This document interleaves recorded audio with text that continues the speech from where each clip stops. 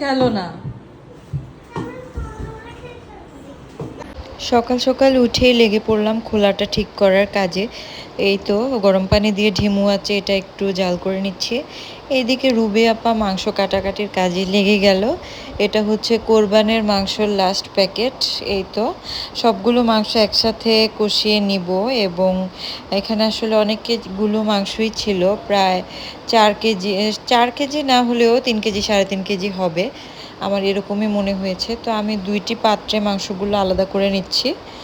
কিছু মাংস ভুনা থাকবে এবং কিছু মাংস আমি ডাটা দিয়ে রান্না করব।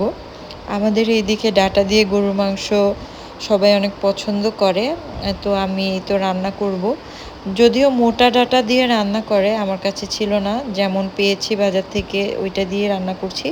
এই মাংসটুকু হচ্ছে ঝোল শুকিয়ে কষা মাংস করব, আর এই মাংসটুকু হচ্ছে ডাটা দিয়ে রান্না করব। আগে থেকে ধুয়ে রাখা ডাটাগুলো এই দেখুন কত সুন্দর লাগছে দেখতে। এগুলো এখন মাংসের মধ্যে দিয়ে দিব।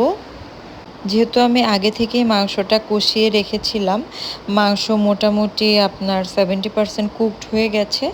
এখন ডাটাগুলো দিয়ে ভালো করে নেড়েচেড়ে দিতে হবে, এবং ঢিমা আছে একদম ডাটা থেকে পানি বের হওয়া পর্যন্ত ওয়েট করব। দুপুরে খাওয়া দাওয়া শেষ করে আমরা হায়দার ভাইয়ের বাসায় যাব। হায়দার ভাইয়ের জ্বর, আমরা ডেঙ্গু শুনে গিয়েছিলাম, কিন্তু আসলে ডেঙ্গু না, কিন্তু ওনার অনেক জ্বর আর গায়ে অনেক ব্যথা ছিল।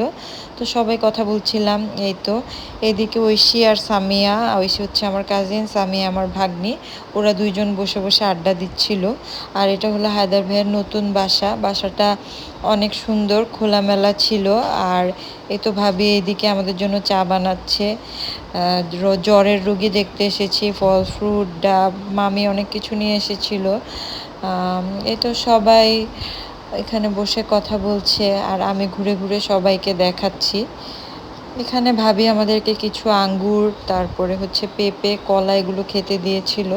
আমার মেয়ে নিজে খেতে পারে না, ইনায়াকে খাওয়াই দিচ্ছে। এখানে হচ্ছে সাফার আব্বু, ওনার সবচেয়ে ছোট শালি, সরি সবচেয়ে ছোট না, আরেকজন আছে ইরা, এটা হলো তার পরের। তো ঐশীকে আঙ্গুর খাওয়াচ্ছে, এখানে আমার ভাগ্নিকে আঙ্গুর দিচ্ছে, আর আমি অনেক ফান ফান করে কথা বলছিলাম। আর এই রুমে বাচ্চারা সবাই খেলাধুলা করছে। এই দেখুন আমার বড় বুড়ি কি করে।